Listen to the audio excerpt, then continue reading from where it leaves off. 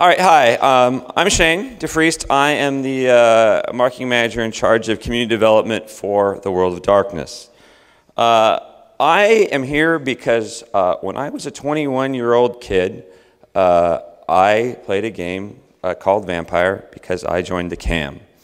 And honestly, I wouldn't have a career. I wouldn't have a career. I wouldn't be here had it not been for the experience that each and every one of you have contributed to that. So thank you.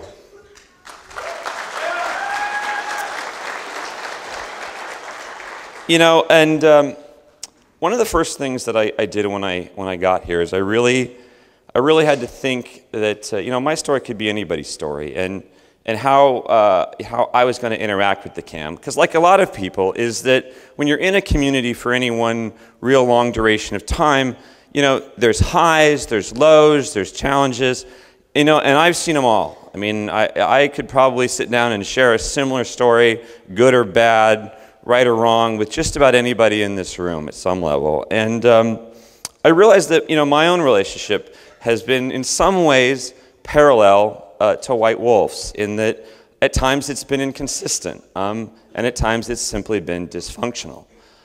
And I realized that if I could actually really look at what I could do to change me, maybe in some respects, that could actually be used as a template for our company's relationship with the CAM overall.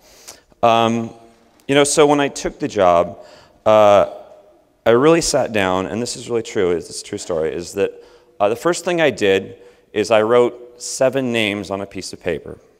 And I said, there's a lesson to be learned by each of these 7 people.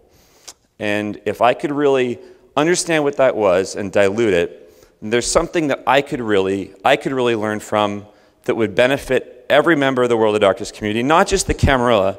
And ultimately, I think what's even more important is that I should be able to share that with you so that you guys can understand that lesson and share it with each other. And so the first name I wrote on that list was Matt Burke. Matt Burke, with his friend John Wright, in 1991, found this game called Vampire the Masquerade, and they decided to start a club and have the Camarilla because of that. The thing I learned from Matt was Matt, if you know him, is a quality stickler. That if it looks good, it smells good, it tastes good, it probably is good. And never to just stick to your guns on that. And if you're not going to do your best, don't do it. And Matt, the thing I'll say about Matt is that Matt had the grace to, when Matt was done with his time, he stepped down with diligence and grace that I always believe was something that everyone else could follow. So to Matt Burke. The second name on my list was Wade Racine. And the lesson I learned from Wade was to be humble. That, no, quiet. No, is that regardless of your intelligence or your intent, if you're not humble, people won't listen to you. I mean, you can't guide people.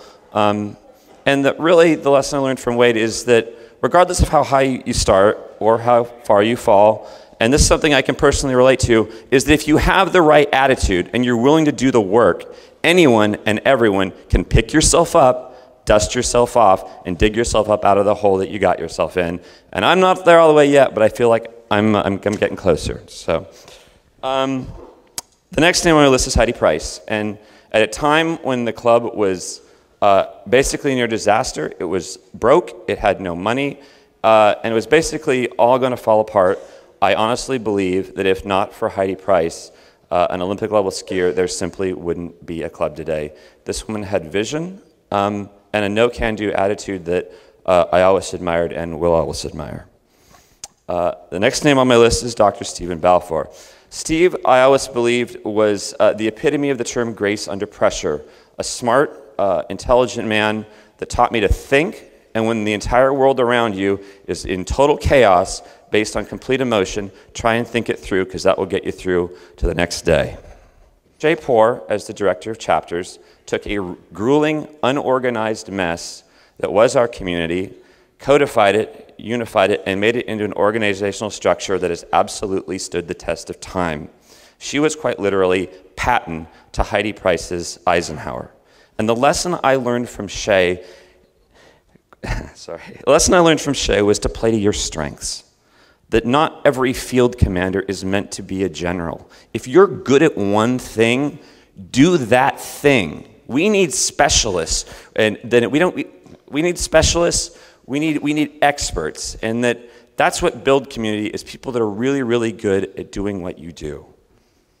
Charles Bailey had the unenviable position of taking the head of the club in probably one of its darkest times, and he did so with a smile on his face.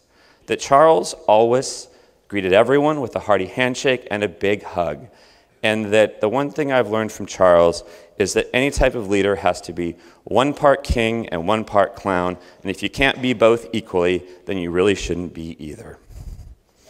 And there's, I think, only one name left on my list, and I think we probably all know who it is. I'll quote Steven Spielberg. I come from Hollywood. I spent 8 years there. Steven Spielberg once said that regardless of how creative you are, regardless of how good a writer or what you can, any kind of brilliance that you can think of, and they have millions of it out there, that without an amazing line producer, you can never get anything done. The person that makes people get there on time, that balances the budget, that just is the backbone of any creative process. And Kelly Barnes is the goddamn best line producer I have ever seen.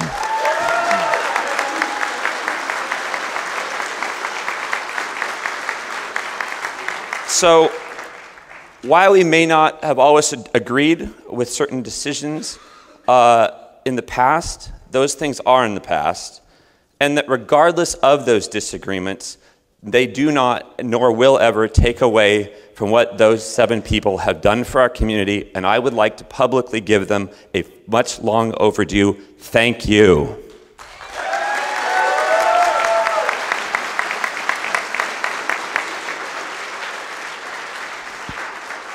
So when we started doing these presentations, one of the things that was asked of me is to kind of tell my personal history, about kind of my story of how I got here. And I kind of thought, wow, me reading my resume to our fans, that sounds like a lot of fun for them and me.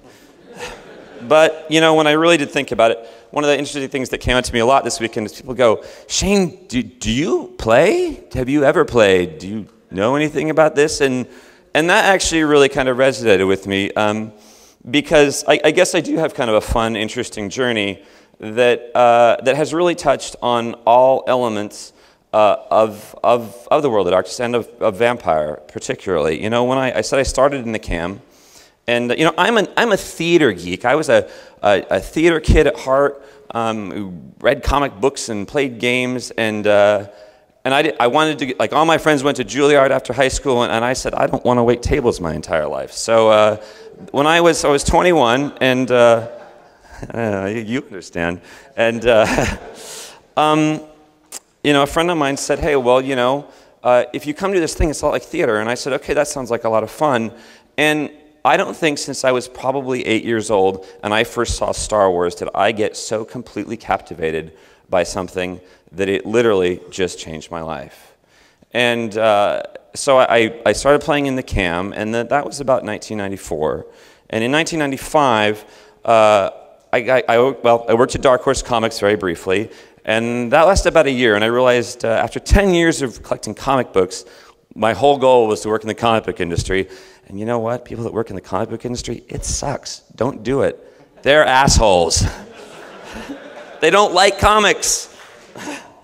But that was a disappointing experience for me. But there was this other company called Wizards of the Coast, who out of like the entire company back then was just the Camarilla.